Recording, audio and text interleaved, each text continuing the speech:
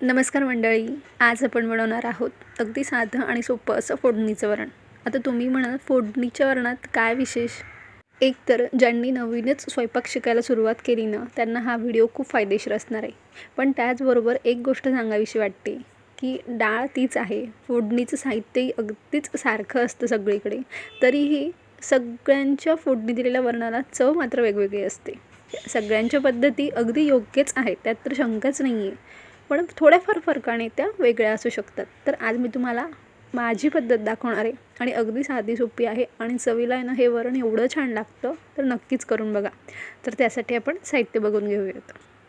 तर मी इथे पाऊण वाटी तुरीची डाळ घेतलेली आहे आणि त्यातच मी पाव वाटी मुगाची डाळ घालणार आहे. आता बऱ्याच जणांना फक्त तुरीच्या डाळीचं वरण नाही आवडत, तर तुम्ही पाव मुगाची डाळ घातली चालू शकते किंवा अगदीच निम्म दोन्ही डाळींचं प्रमाण ठेवलं किंवा फक्त तुरीचीच डाळ घेतली तरीही काही हरकत नाही. तर आता ही डाळ मी 2 पाण्याने स्वच्छ धुवून घेतलेली आहे आणि यात पुरेसं आपण पाणी घालणार आहोत. आता पाणी ज्यांना अंदाज आहे त्यांच्यासाठी तर मी सांगत नाही आहे, पण जे नवीन शिकणार आहेत ना, त्यांनी 1 वाटी डाळ झाली ना, तर 1.5 ते पावणे 2 वाटी पाणी घातलं तरी पुरेसं होतं. खूप जास्तही पाणी घालायचं नाही आहे, मग ते उतू जातं. तर इथे एक मी अंदाजानेच पाणी घालून घेतलेलं आहे. आता यात आपण अगदी चिमूटभर हिंग घालून घेणार आहे, तो नक्कीच घालायचा आहे. छोटा अर्धा चमचा हळद घालायची. हळद खूप जास्तही घालायची नाही आहे, कारण त्याचं कारण मी तुम्हाला पुढे सांगणारच आहे. एक टोमॅटो घालायचा आहे. लहान लहान तुकडे घेतले किंवा अगदी 4 फोडी केल्यात ना, तरी देखील चालणार आहेत. आणि अगदी थोडंसं इथे एक छोटा चमचा तेल घालून घ्यायचे. आता तेल का, एकतर डाळ अगदी छान शिजते आणि शिवाय ते उतू जात नाही. तर आता हे डाळीचं भांडं मी कुकरमध्ये ठेवून घेणार आहे आणि आपण ती डाळ व्यवस्थित छान शिजवून घेणार आहोत. तर कुकरमध्ये मी तळाशी पाणी घालून एक रिंग ठेवून घेतलेली आहे आणि त्यात हे डाळीचं भांडं ठेवून घेऊयात. आणि कुकरच्या 3 शिट्ट्या मी इथे करून घेणार आहे. पहिली शिट्टी मोठ्या आचेवर करून घ्यायची आहे आणि नंतरच्या 2 शिट्ट्या मध्यम आचेवर आपल्याला करून घ्यायच्या आहेत. तर आता आपण पटकन डाळ ही शिजवून घेऊयात. तर आता आपली डाळ देखील इथे शिजून तयार झालेली तुम्ही बघू शकतात आणि टोमॅटो दिसतही नाही, म्हणजे अगदी छान मॅश होऊन जातो. तसं तर आपण टोमॅटो फोडणीतही वरून घालू शकतो, पण काय आहे ना, लहान असो की मोठे असो, सगळं डाळीतलं जे फोडणीचं साहित्य आहे ना, ते साईडला काढून ठेवतात. म्हणून अशा प्रकारे जर टोमॅटो घातलात ना, तर मग कोणालाच तो बाजूला काढता येत नाही आणि चव देखील छान येते. आता आपण डाळ छान अशी रवीने घोटून घेणार आहोत आणि बघा इथे आपली डाळ घोटून तयार झालेली आहे आणि लगेच आपण हिला फोडणी द्यायला घेऊयात.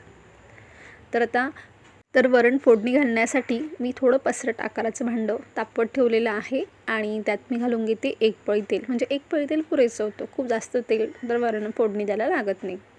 तेल तापेपर्यंत जे बेसिक साहित्य आहे ना, ते मी तुम्हाला दाखवून देते. म्हणजे काय, अगदी 3 ते 4 लसणाच्या पाकळ्या मी हलक्याच ठेचून घेतलेल्या आहेत. अगदीच त्याचा बारीक पेस्ट केलेली नाही, फक्त ठेचून घेतले आहेत.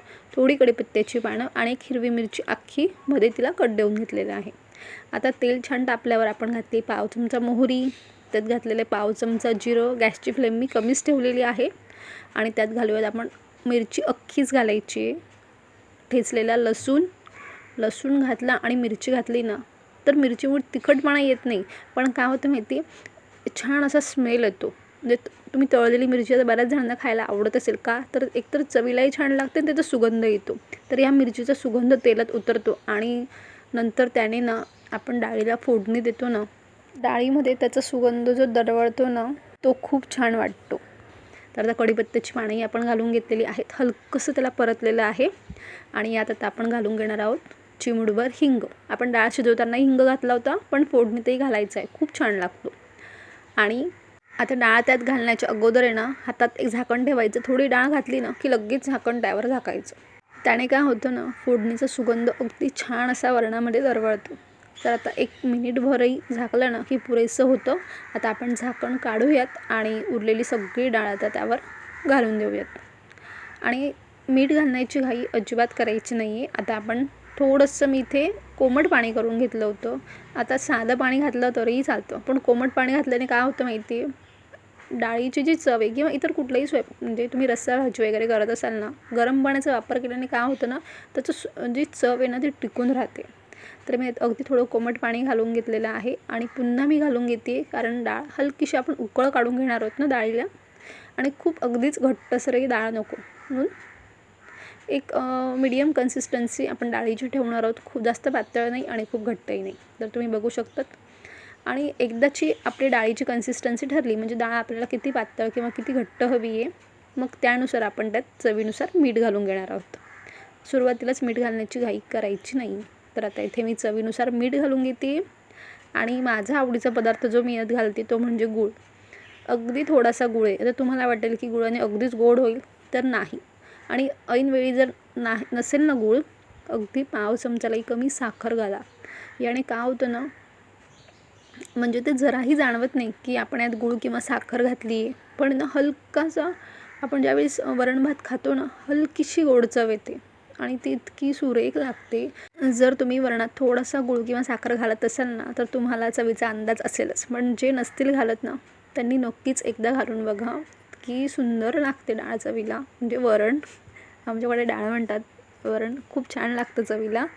तर बघा आता मस्त त्याला छान उकळ आलेली आहे. आणि आता आपण गॅस थोडा मिडियम ठेवला ना तरी चालेल, अगदीच कमी नको ठेवायला, कारण त्याला आपल्याला खूप असं काही जास्त वेळ उकळायचं नाही. 1-2-3 मिनटं उकळ मिडियम गॅसवर पुरेशी होते. आणि आता डाळ उकळल्यानंतर मग आपण यात कोथिंबीर घालणार आहोत, कारण आपल्याला कोथिंबीरीचा रंग हा काळा पडून द्यायचा नाही आहे. तर आता बघा यात घालायची भरपूर अशी कोथिंबीर, कारण कोथिंबीर घातली ना तर चव अगदी भारी लागते. कोथिंबीर घातली आहे आणि आपली साधी सोपी डाळ इथे तयार झालेली आहे. आता मी अर्धा मिनिटभर गॅस चालू ठेवेल आणि त्यानंतर आपण गॅस बंद करूयात. आणि मस्त झटपट असं छान हलक्या गोडसर चवीचं फोडणीचं वरण आपलं इथे तयार आहे. तर आता मी गॅस बंद केलेला आहे आणि आता आपण लगेच वरण हे सर्व करायला घेऊयात. तर इथे अगदी साधं सोपं हलक्याशा गोडसर चवीचं फोडणीचं वरण तयार आहे. खूप छान लागतं. गरम गरम भात आणि त्यावर हलकं गोडसर चवीचं वरण आणि सोबत एखादा उडदाचा पापड असेल तर वा वा वा, अगदी छानच बेत होतो. तर नक्कीच या पद्धतीने तुम्ही फोडणीचं वरण करून बघा. आजची रेसिपी तुम्हाला कशी वाटली हे कमेंट्समध्ये जरूर कळवा. रेसिपी आवडली असेल तर व्हिडिओला लाईक करा, व्हिडिओ शेअर करा आणि चॅनलला तुम्ही अजूनही नसेल सबस्क्राईब केलं तर नक्कीच चॅनलला लवकरच सबस्क्राईब करून घ्या. त्या बाजूचं असलेलं बेल आयकन प्रेस करा, जेणेकरून येणाऱ्या प्रत्येक नवीन व्हिडिओचं नोटिफिकेशन तुम्हाला मिळेल. पुन्हा भेटूयात छानशा रेसिपीसोबत. तोपर्यंत धन्यवाद.